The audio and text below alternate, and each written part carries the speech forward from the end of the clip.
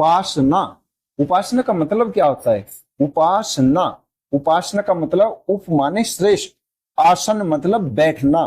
तो जब हमारे से श्रेष्ठ है भगवान, तो हम अपने जो पूजा के कमरे का शुरू सत्संग में जिक्र किया था, उस कमरे में जब ऐसे स्नान करके पवित्र वस्त्र पहनकर और सत्संग के द्वारा हम अपने अंदर को पवित्र करके तब भगवान की भक्ति करेंगे, भगवान के नाम का जप करेंगे, तो अंदर की जो अपवित्रता है वो भगवान का भजन करने से समाप्त हो जाएगी। अंदर का जो मल है वो अलग हो जाएगा और हम अंदर बाहर से परम पवित्र हो जाएंगे। कि जैसा संग वैसा रंग।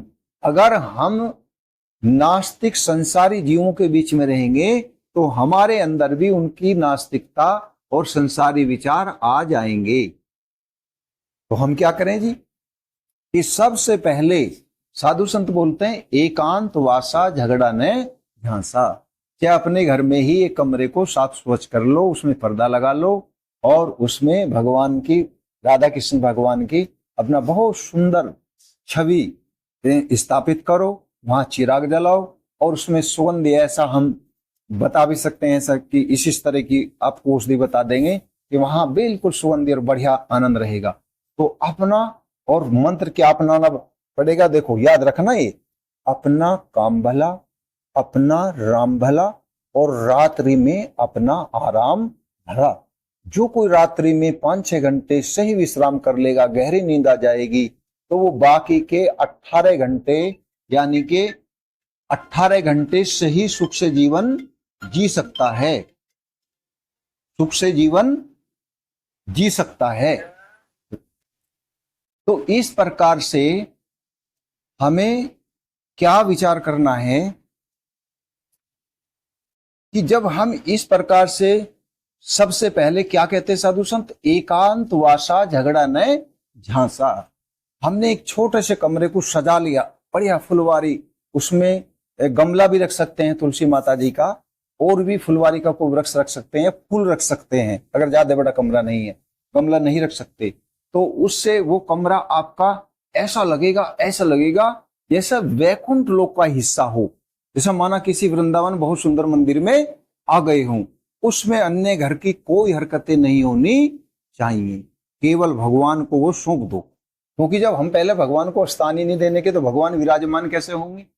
भगवान विराजमान कैसे होंगे? तो कहने लगे जी ये बात गले से नीचे नहीं उतरती, भगवान हमारे घर में कैसे आ जाएंगे और मतलब कैसे, मतलब हम भगवान के हो जाएंगे, ये कुछ बात समझ में नहीं आ रही। तो देखो, कोई पहले ही दिन डिग्री में नहीं पहुंच जाता। बच्चा LKG UKG नर्सरी 1 2 3 4 5 जब डिग्री में आता है तो कितने वर्ष लग जाते हैं? अक्षर ज्ञान करने के लिए भी, उसे डिग्री और मास्टर डिग्री प्राप्त करने के लिए भी 18-20 साल लग जाते हैं। लगते हैं नहीं लगते? तो ऐसे ही रंग लागत लागत लागत है, भय भागत भागत भागत। रंग लगते लगते लगता है और भय भगते भगते भगता है।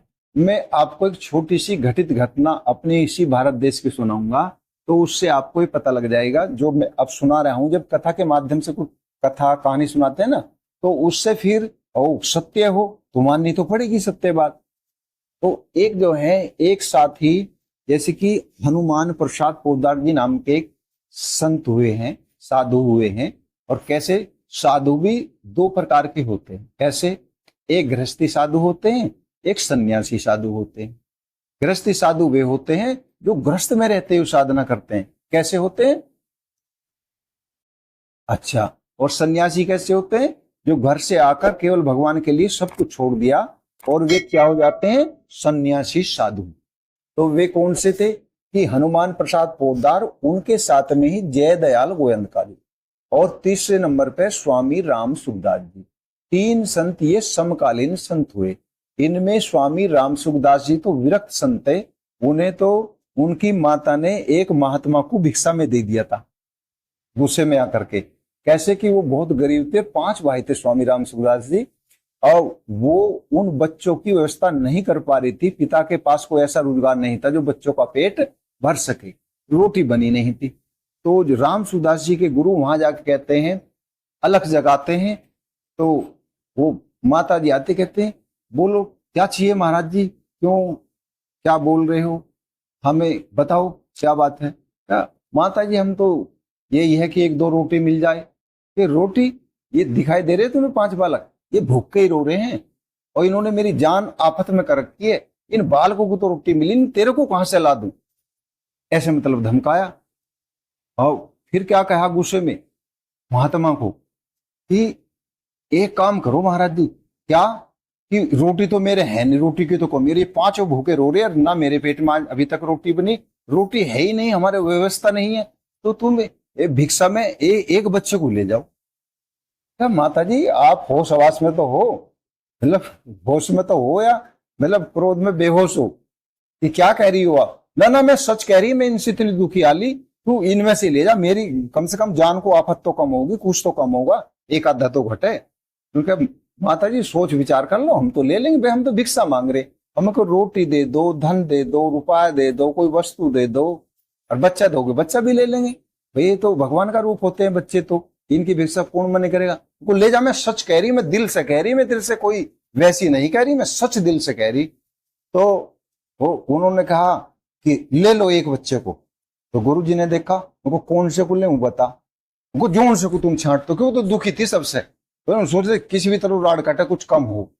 तो महाराज जी ने निगाह मारी 5 बच्चों में, तो ये स्वामी राम सुखदास जी जो थे ये शांत स्वभाव में खड़े, और जो बच्चे रो रहे परेशान कर रहे थे अपनी माता को, तो ये ना रो रहे थे ना परेशान कर रहे थे। तो सोची जिसमें ये इतने बचपने में भी शांति का वास है, तो ये जरूर इसमें महान आत्मा वास करती है, और इसे मैं पढ़ा लिखा कर इसकी सही व्यवस्था करके और इसे संत बना दूंगा। ऐसे भाव और संकल्प से उन्होंने उनका हाथ पकड़ लिया। इसका स्वामी राम सुखदास जी वे ही बच्चे जो उन्होंने पकड़ा उस महात्मा ने हाथ, और माता ने सचमुच ही दे दिया, कोई उसका वो नहीं था, वो सचमुच ही दुखी थी, उनसे दे दिया और दे दिया। फिर उन्होंने उनको अपने पास रखा, पढ़ाया लिखाया कुटिया पे, वे स्वामी राम सुखदास जी कहलाए। तो तीनों एक समकालीन संत थे। तो उनमें जो हनुमान प्रसाद पोद्दार जी, ये बहुत गरीब घर से थे, बहुत गरीब घर से थे। जय दयाल गोयंका जी ये बहुत अच्छे धनाढ़ी परिवार से थे, ये सेठ जी कहे जाते थे। तो तीनों ने मिलकर ही जीवन यापन किया और बहुत धार्मिक कर्म किए। और आज जो गीता प्रेस गोरखपुर जो चलती है, वो इन तीनों के सौजन्य से ही इन्होंने ही चलाई थी। उसमें हनुमान प्रसाद पोद्दार जी ने अपनी शरीर की सेवा दी थी, क्योंकि धन का अभाव था उनके पास, और पैसा जय दयाल गोयनका जी ने लगाया था, और अपने ज्ञान का भंडार स्वामी राम सुखदास जी ने खोला। इस प्रकार से गीता प्रेस कामयाब हुई। तो जय दयाल गोयनका जी की कथा है जो मैं अब आपको सुनाने जा रहा हूं। तो क्या हुआ कि उनकी जो पत्नी थी, धर्म पत्नी, वो नास्तिक विचारों की थी, और जय दयाल गोयनका जी आस्तिक और बड़े धर्म धुरंधर, भगवान को मानने वाले, सगुण साकार को, और बहुत ही अच्छे भगत थे, ठीक साधु जैसा जीवन जीते। तो एक दिन बहुत ज्यादा गर्मी हो रही थी और वे अपने घर पे थे। तो उनके मन में अंदर विचार आया, भाई इतनी गर्मी में हम तो 4 पाई बाहर डाल लेते हैं हवा में, और जो हमारे ठाकुर जी हैं वे अंदर गर्मी में परेशान रहते हैं, तो जब हमें भी आराम सही नहीं होता बाहर भी, तो मेरे ठाकुर जी अंदर कैसे आराम करते हो। तो अब एक काम करें, उनके मन में आया, अपने मकान 1 मंजिल का था, कि दूसरी मंजिल पे खुला ऐसा बनाऊं हवा महल, कि जिसमें चाहे कोई सी हवा चले, चारों दिशाओं में ऐसी व्यवस्था करूंगा चाहे कोई सी हवा चले, तो वही हवा उस हवा महल में लगनी चाहिए। तो जो पैसे वाला होता है उसको कोई विचार आ जाए तो उसे साकार रूप लेने में ज्यादा समय लगता ही नहीं। अब उन्होंने विचार किया बिना किसी की सलाह के, क्यों धर्मपत्नी तो सहयोग देने वाली है नहीं, वो तो नास्तिक है, और अपना वो हवा महल बनाने की प्रक्रिया शुरू कर दी। कुछ समय पे उन्होंने अपना जो है हवा महल वो तैयार कर दिया, बहुत अच्छा, लेकिन उसमें जिन्ना नहीं बनवाया, क्योंकि जिन्ना बनवाएंगे तो परिवार के सब लोग जाएंगे, और वो मुझे केवल प्रिया प्रीतम यानी कि युगल किशोर जोड़ी राधा कृष्ण भगवान जी के लिए बनाना है। तो रात्रि में मैं उनको शयन वहां करा दिया करूंगा, वे रात्रि में उस हवा महल में रह करेंगे और हम नीचे चौक में रह करेंगे। और वैसी लकड़ी वाली बांस की सीढ़ी होती है, उस पर मतलब उन्होंने ऐसा भाव बनाया कि उस पर जा करके भगवान जी को ले जाते और कहते कि प्रभु जी आप रात्रि में यहाँ विश्राम करिए और सुबह मैं पूजा के कमरे में आपको ले जाओ। ऐसा कह के आ जाते और फिर सीढ़ी हटा करके अलग कर देते अपने कब्जे में, अंदर रख देते, ताला लगा देते, कोई दूसरा ना करे। तो इस प्रकार से काफी दिन चलते रहे। तो जो उनकी धर्म पत्नी थी उसने कहा इन्होंने एक नया काम सीखा, इसमें लाखों रुपए लगा दिए होंगे, कहने वाला तो इन्हें कोई है नहीं, अब बताओ जी इतना पैसा लगाया और किसी को जाने नहीं देते, तो इसका फायदा क्या हुआ? खुद ही जाते हैं जी, सुबह जाते हैं, शाम को अपने आप भी 2 बार जाते हैं, और देखो जी कमाल, सीढ़ी को तत्काल हटा देते हैं। तो जितना कोई गोपनीय कार्य होता है तो उसमें मतलब दूसरों की ज्यादा वो हो जाती है कि बस देख के हम भी क्या मारा, देख के हम भी। एक दिन हनुमान प्रसाद पोद्दार जी तो मतलब अपना शयन करा के भगवान जी को वो सीढ़ी हटा दी और हटा करके अलग रख दी और अपने आप सो गए नीचे चारपाई डाल के। और उनकी धर्मपत्नी उठी धीरे से, जब वे पूरे गहरी नींद में सो गए, वो सीढ़ी उठाई लगाई कि आज मैं ये देखूं कि ये क्या तो करने जावे, क्या नहीं करें, क्या इस हवा महल में है। तो उन्होंने देखा तो वो तो हनुमान प्रसाद पोद्दार जी ने बाहर से बंद कर रखे थे, गेट बंद थे बिल्कुल।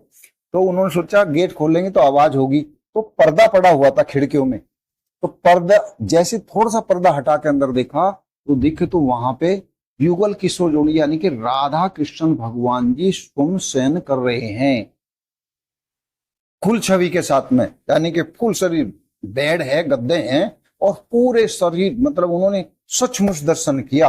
और दर्शन करते उनके तो विचित्र एकदम आनंद और शरीर में रोमांच, तो क्या की कमाल है।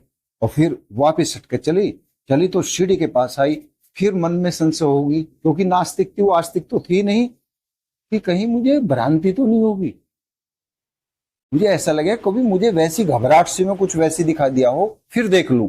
तो वे फिर जाती हैं, तो फिर जाकर देखती हैं, तो फिर अरे ये तो सो रहे हैं, तो फिर धीरे धीरे ऐसे ऐसे धीरे पैरों से चलती है ताकि पैरों की आवाज से जाग न जाए, इन्हें जगाने का पाप मुझे न लगे।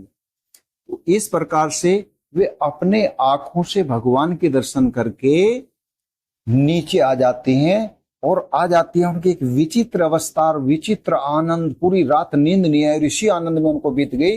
जब उनके सुबह पति देव जागे और उन्होंने देखा तो वो तो सोचे ये जागे और मैं इनको बताऊं, क्योंकि मुझे तो जीवन का सबसे बड़ा रहस्य मिला। देखा कि तुम्हारी बड़ी वो स्थिति हो रही है, तो क्या हुआ जैसे वे जागे और चले तो एकदम उनकी धर्मपत्नी उनके चरणों में मतलब माथा टेक दिया, कहने लगे मेरी गलती क्षमा करो। क्या गलती हो, क्या बताओ क्या गलती? और मेरी बहुत बड़ी गलती होगी कि मैंने आपका एक नियम तोड़ दिया। कि क्या गलती होगी? कि मैंने वो तुम्हारी सीढ़ी लगा ली, मैंने सोचा ये पागल है, इतने रुपए खर्च कर दिए ऐसा वहां, किसी को जाने नहीं देते, तो जब तुम सो गए थे तो मैं वहां चली गई, अब जाके अच्छा तुमने तो बहुत बड़ा पाप किया, ये तो वाकई गलती है, तुम क्यों गई वहां पे, भगवान विराजते तुम क्यों गई?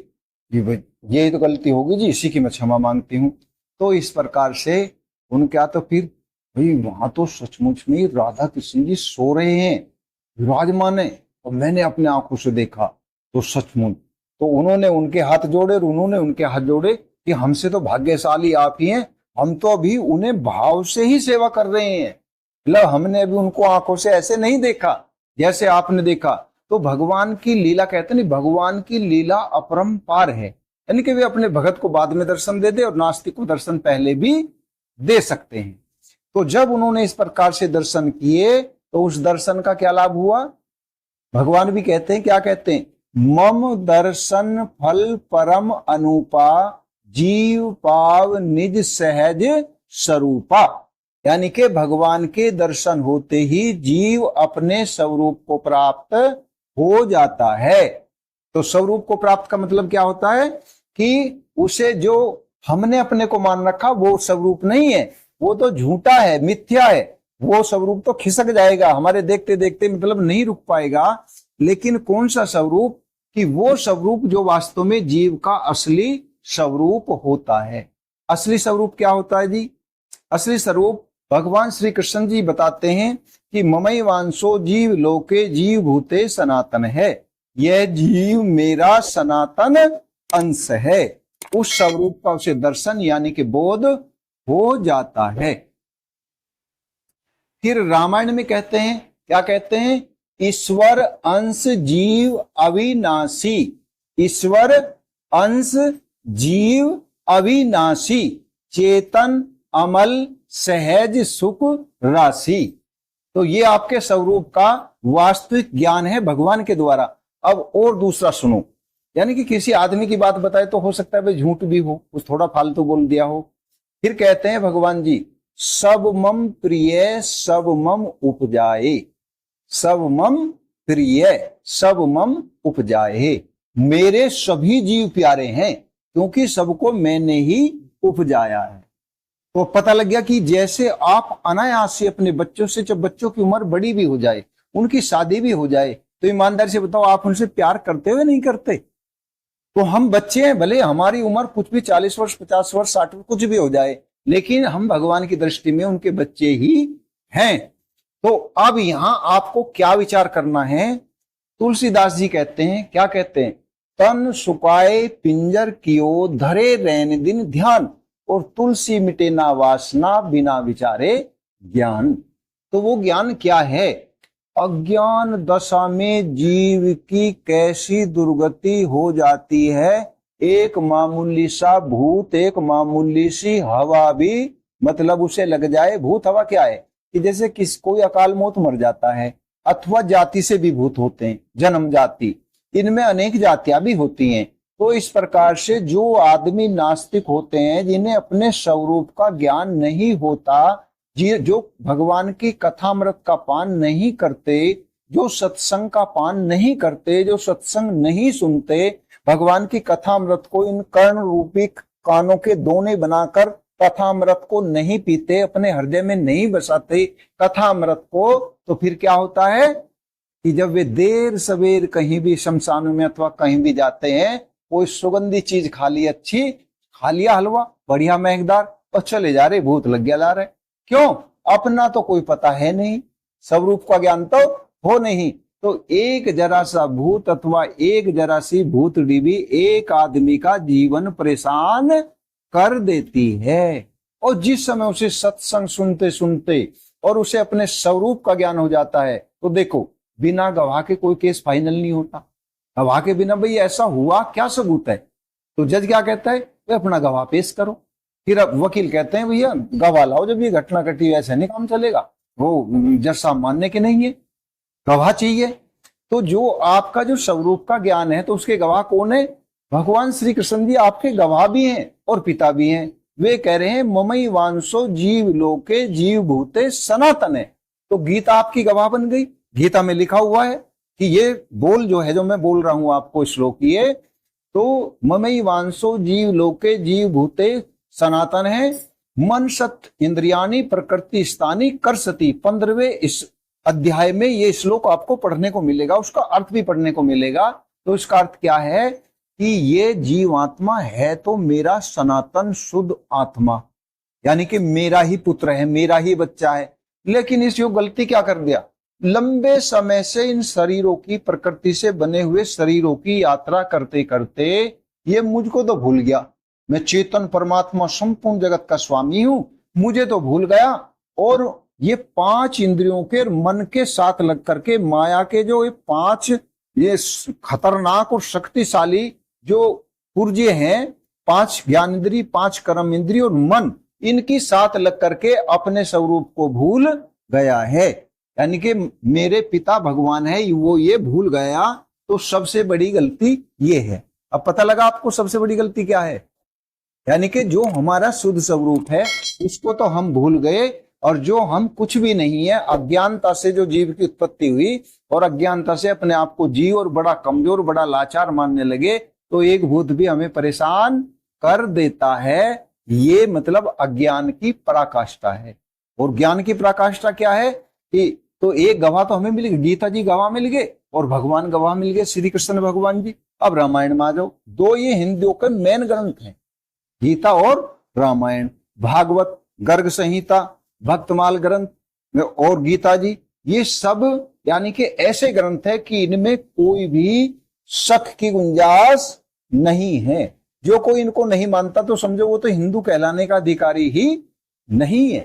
तो इसीलिए ऐसा फिर रामायण में भी कि सब मम प्रिय सब मम उपजाए, सबको मैंने उपजाया और सब मेरे प्यारे हैं। तो दूसरा गवाह मिल गया।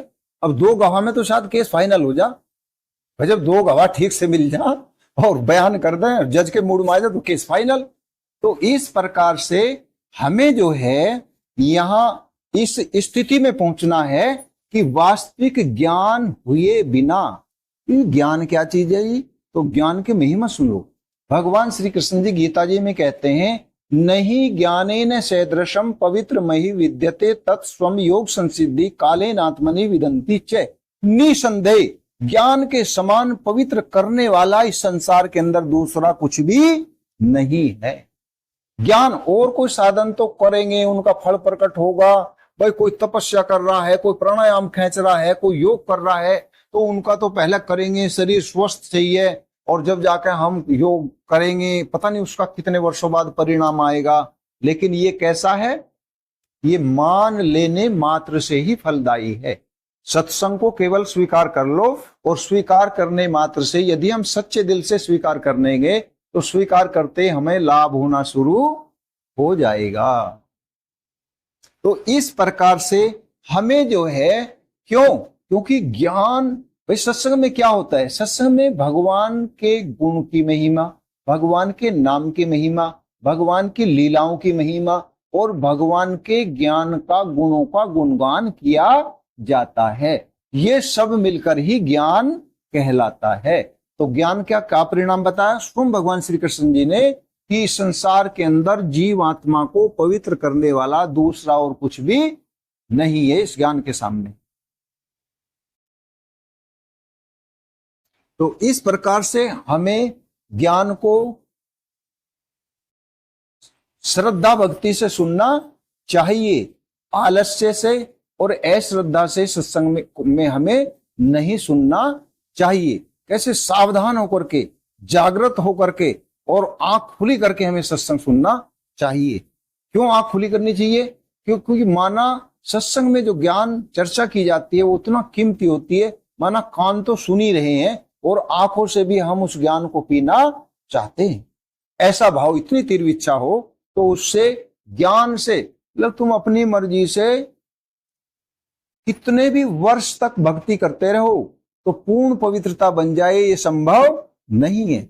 लेकिन ज्ञान को श्रवण मात्र से, यानी कि सुनने मात्र से लाभ प्राप्त हो जाता, यानी कि पवित्र कर देता है। तो क्यों जी पवित्रता क्यों जरूरी?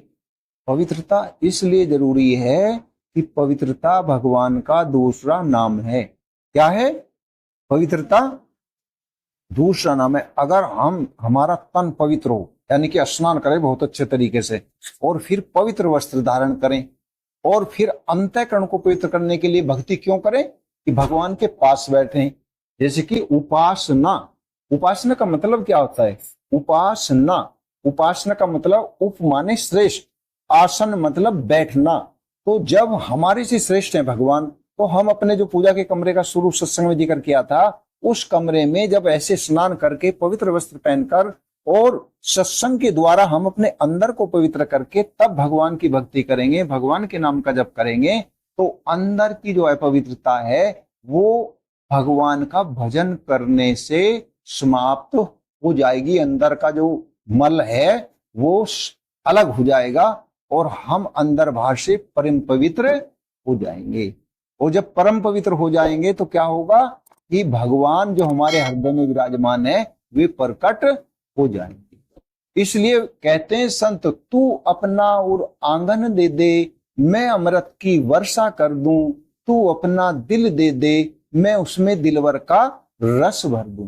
तो उर आंगन देने का मतलब क्या है? कि हमारे हृदय में क्या है? कभी काम, कभी क्रोध, कभी लोभ, यानी कि जो राक्षस प्रवृत्ति है वे ही हमारे हर समय अंतःकरण को दबाए रखती हैं। और जब हम सत्संग सुनते हैं तो अंदर से भगवान के नाम का जप करते हैं, भक्ति करते हैं, तो अंदर कभी समता आती रहेगी, कभी शांति आती रहेगी, कभी आनंद आता रहेगा, कभी भगवान के प्रति भाव आ जाएगा। तो यानी कि अब जब भी हमारा रूपांतरण अंदर होता रहेगा, लेकिन जब भगवान का दैवी सद्गुण आते रहेंगे और यदि हृदय पवित्र नहीं है तो जो आसुरी संपदा दैवी संपदा गीता जी में 16वें अध्याय में भगवान ने कही है, तो फिर वो आसुरी संपदा आएगी। यदि हमारा तन मन पवित्र नहीं होगा तो फिर क्या आएगी? आसुरी संपदा। इसलिए हमें किसी भी प्रकार का कोई भी नशा नहीं करना चाहिए। ऐसा कहते हैं संत कि जितने नशे जहान में उतर जाएंगे प्रभात, और नाम खुमारी नान का चढ़ी रहे दिन और रात। ऐसा कोई नशा नहीं, हजार रुपए के भी कोई नशे करो, शाम को नशा करोगे सुबह खत्म, फिर दोबारा से धन देना पड़ेगा, दोबारा से नशा लेना पड़ेगा। लेकिन ये नाम का नशा करने में सरल, और कहीं कर लो। ये भी नहीं कि भाई एक ही स्थान चाहिए, रास्ते में चलते हुए नशा कर लो और बैठे हुए कर लो, अपने स्टाफ में, अपने मतलब ऑफिस में बैठ के कर लो, या बस में बैठ के कर लो, या ट्रेन में बैठ के कर लो, या अपनी निजी गाड़ी में बैठ के कर लो। यानी करने में नाम का नशा सबसे सरल है और फल में सबसे उत्तम है। तो फिर बहुत से पूछते हैं अजी ये भूत प्रेत कैसे आ जाएं जी, अब क्यों ये दुखी करें? तो ये राक्षस होते हैं और ये मुंह का देखकर हमारे अंदर प्रवेश करते हैं सोते समय, अथवा हमने स्नान नहीं किया, कहीं शादी में जा रहे हैं, कहीं रिश्तेदारी में गए, घी बुरा खा ली, हलवा खा लिया, तो सुगंधी पर ये प्रेत आत्माएं आ जाती हैं। और जब हमारा श्वास खाली होता है, भगवान का नाम नहीं होता, तो ये श्वासों के द्वारा अंदर प्रवेश करते हैं। इसके द्वारा श्वासों के द्वारा अंदर प्रवेश करते हैं। और जिस भगत के हर श्वास में भगवान का नाम होता है तो उसके श्वास खाली कभी नहीं होते। और जब नाम में श्वास चलता रहता है तो फिर उसमें भूत या प्रेत न तो प्रवेश कर सकता, और जो अंदर रहता है उसे निकलना ही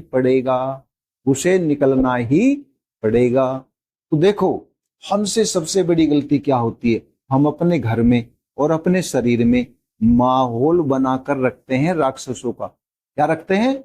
माहौल बनाकर रखते हैं राक्षसों का। जहां मर्जी आई वहां थूक दिया, जब मर्जी आई बीड़ी पी ली, जब मर्जी आई दूसरे की निंदा करने। बोल सके जी मैं बीड़ी भी नहीं पीता, मैं तो शुद्ध रहता हूं। ईमानदारी से अपने दिल पे हाथ रखो कि दिन में कितनी समय किसकी निंदा करते थे। पर निंदा सम अग्नय खगेशा, पराई निंदा करने के समान अक्सर माता बहनों में, बस जहां वे अलग हुई और उन्होंने पर निंदा शुरू करी। सबसे बड़ी कमी क्या होती है इनके अंदर? और फिर कली पी लेंगी, तम्बाकू लगा लेंगी, राख मीड लेंगी। यानी कि इतने शुद्ध मुख को, जो भगवान का नाम जपने के लिए, जिब्या हमारी भगवान के गुणगान को करने के लिए, उनके नाम को जपने के लिए है, तो बहुत सी माता बहनों के मुख की तरफ को देखा भी जा नहीं सकता।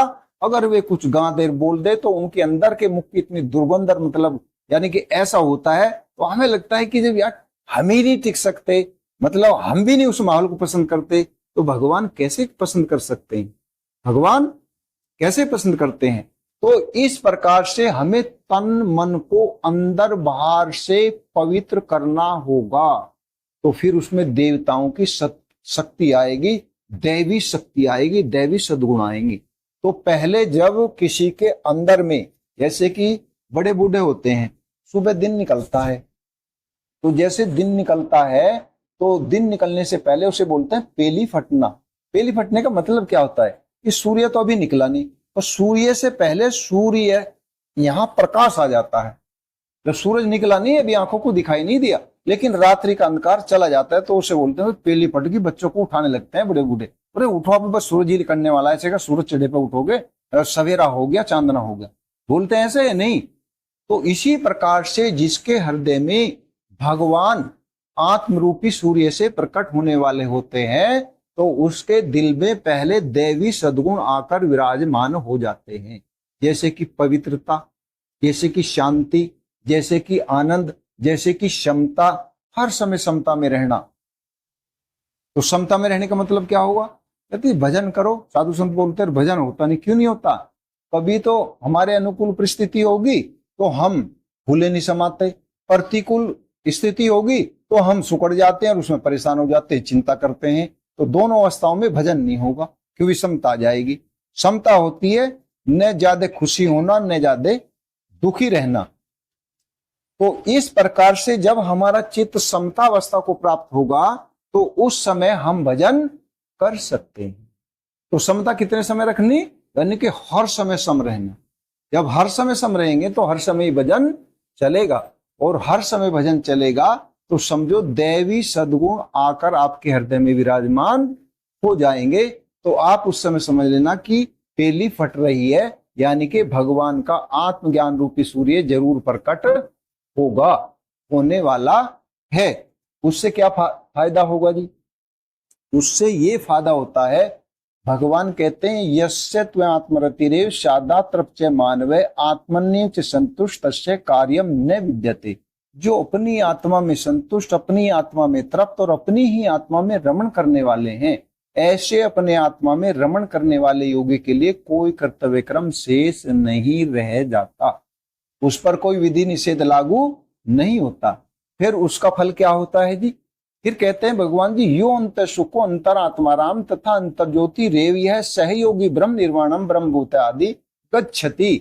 जो अपनी आत्मा में सुख वाला, अपनी आत्मा में ज्ञान वाला और अपनी आत्मा में रमण करने वाला है, उसके लिए पर ब्रह्म परम पिता परमेश्वर सब ओर से परिपूर्ण रहते हैं।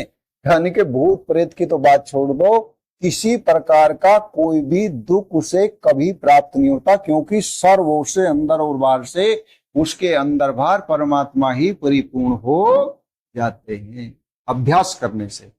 तो इस प्रकार से अब आप, लेकिन अब तो आपको सुनने में ऐसा लग रहा है ऐसा कैसे हो सकता है, लेकिन थोड़े से अभ्यास करने में ही आप इसके फल का यानी के अनुभव करने लगोगे। क्योंकि देखो शरीर था नहीं, बाद में रहेगा नहीं, अब भास रहा है।